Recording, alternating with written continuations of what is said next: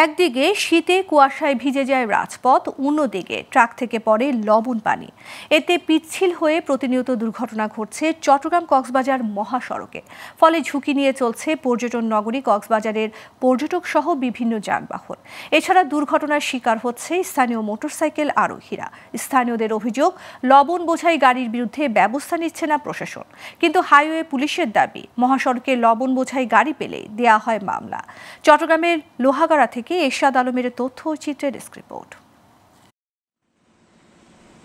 প্রতি বছর শীত এলেই লবণ উৎপাদন বেড়ে যায় কক্সবাজারের বিভিন্ন উপজেলায়, আর এসব লবণ পাঠানো হয় বিভিন্ন জেলার পরিশোধনাগারে। তবে খরচ কমাতে রাত থেকে ভোর পর্যন্ত ট্রাকে এসব লবণ চট্টগ্রাম কক্সবাজার মহাসড়ক দিয়ে পটিয়া ইন্দ্রপুর লবণ শিল্প এলাকায় নিয়ে যান ব্যবসায়ীরা।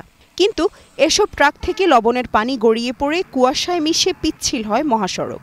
এতে হরহামেশা দুর্ঘটনার শিকার হচ্ছে মোটরসাইকেল আরোহী সহ বিভিন্ন যানবাহন। লবণ বোঝাই ট্রাকে পলিথিন ব্যবহারের নির্দেশনা থাকলেও মানেন না ব্যবসায়ীরা। দুর্ঘটনার পাশাপাশি মহাসড়কের কার্পেটিং নষ্ট হওয়ায় লবণ বোঝাই গাড়ি বন্ধের দাবি স্থানীয়দের।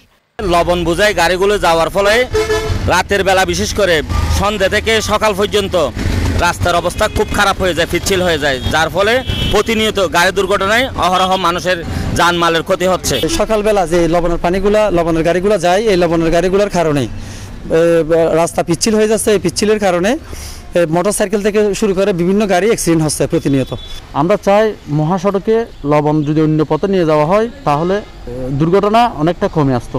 এদিকে লবণের পানির কারণে এই মহাসড়কে বারবার দুর্ঘটনা ঘটলেও সংশ্লিষ্ট প্রশাসনের ভূমিকা নেই বলে জানান নিরাপদ সড়ক চাই লোহাগাড়া শাখার সভাপতি।